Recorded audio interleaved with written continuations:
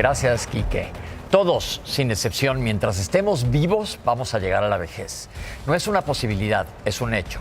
Y sin embargo, casi nadie se prepara para ella. Solemos pensar que prepararse para la vejez es nada más ahorrar dinero. Y se nos olvida todo lo demás. ¿Cómo vamos a cuidar de nuestro cuerpo? ¿Cómo vamos a cuidar de nuestra mente, nuestra cabeza? Y sobre todo, ¿de qué manera vamos a hablar de esto con quienes nos rodean?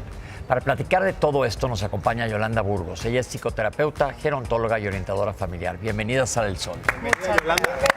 Bienvenida. Mucho gusto verte otra vez por aquí. ¿Por qué nos cuesta trabajo abordar este tema?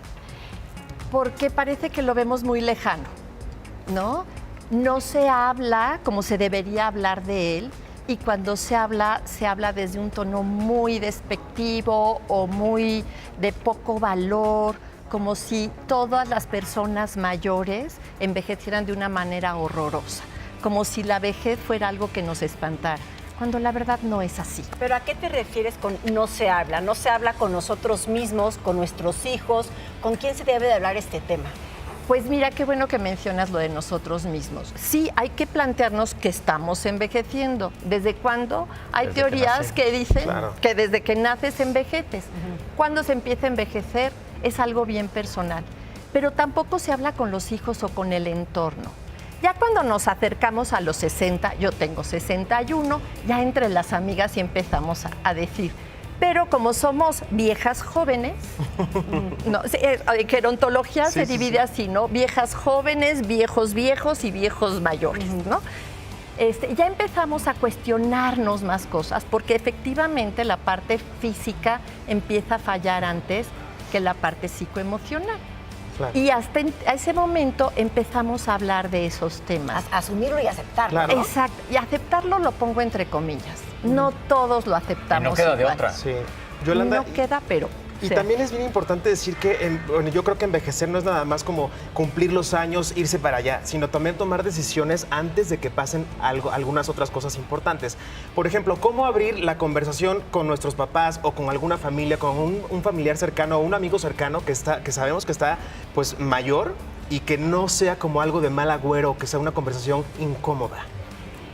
Pues yo creo que si podemos hablar de las etapas de vida, pues el envejecimiento es una parte. Antes, bueno, legalmente somos viejos a los 60, pero ya vivimos hasta casi los 100, tenemos 40 años. Claro. ¿Cuántas cosas se hacen de los 0 a los 40 años? Híjole. Échenle números, ¿no? Claro. Entonces, hay que hablarlo con toda naturalidad. Por ejemplo, yo antes podía caminar 25 kilómetros en un día. Ya no. ¿Es parte de mi proceso de envejecer? Sí. ¿Es un drama? No. ¿Soy incapaz de caminar? No, no es cierto. Pero sí tenemos que ir asumiendo esto como algo natural y empezar a hablar de, te lo decía hace un momento, que somos una generación vintage, ¿no? Estamos de moda, vamos adquiriendo más funciones o funciones diferentes conforme pasa el tiempo, como los buenos vinos, pero no es que dejemos de ser útiles, valiosos, productivos, pero de diferente manera. Yolanda, pero muchas veces tenemos miedo a la voluntad anticipada, de pensar de cómo voy a hablar con mi mamá, de cómo quiere ella si ser sepultada o cremada, o de qué manera, o quiere vivir en su casa, o se va a una casa de retiro. O sea, ¿cómo puedes tú manejar eso? O yo cómo podría, o las mamás que tenemos hijos chiquitos, porque no sabemos cuándo nos vamos de este mundo o a qué edad podemos llegar a una enfermedad. ¿Cómo podríamos manejarlo para decirles cómo manejar esa situación que podemos vivir o enfrentar todos? Claro, mira, específicamente de la voluntad anticipada es la forma en la que deseamos que nuestros últimos días, ya que tenemos una enfermedad, sea manejado. Por ejemplo, que no me pongan respirador, que no se tomen medidas extraordinarias, en fin. Pero nosotros que estamos viendo el envejecimiento de una manera muy diferente, porque antes hablar de envejecimiento o de sucesiones testamentarias decías, ay, no, no lo digas, porque es como de mala suerte. No, no es cierto. Sí. Ahora los viejos se mueren sanos, por ejemplo. Definitivo. ¿No? No, envejecer no significa estar enfermo, que eso es bien importante. Entonces, cada vez que tengamos una oportunidad, poder hablar de estas cosas con la mayor naturalidad. Totalmente. y no asustarlos. Por ejemplo, a ver, vas, Pau. No, lo que pasa que Pepe decía en un principio, bueno, más bien te pregunto yo a ti. Imagínate que tú y yo somos amigas, yo acabo de cumplir 55 años y te digo, ¿qué es lo que tengo que hacer para preparar mi vejez? Porque decía Pepe en un principio, no nada más es un tema de dinero. Ok, ¿qué es lo que tengo que prever?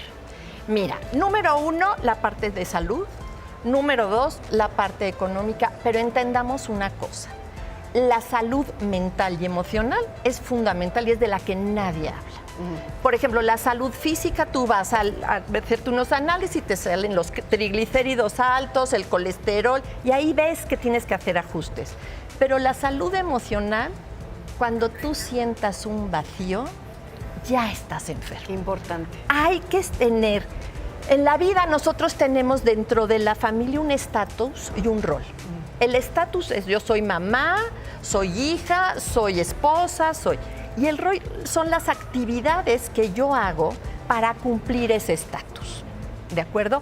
Conforme vamos envejeciendo, pues mi rol de mamá, mi estatus sigue siendo el de mamá, pero mi rol cambia, porque ya no tengo que estar vigilando a mis hijos, ya no tengo que estar haciendo unas cosas de ese tipo. Pero mientras yo siga pensando que mi rol tiene que permanecer a lo largo de los años, me voy a enfermar en mi salud mental, porque no voy a querer renunciar a ese rol que yo hacía a determinada edad.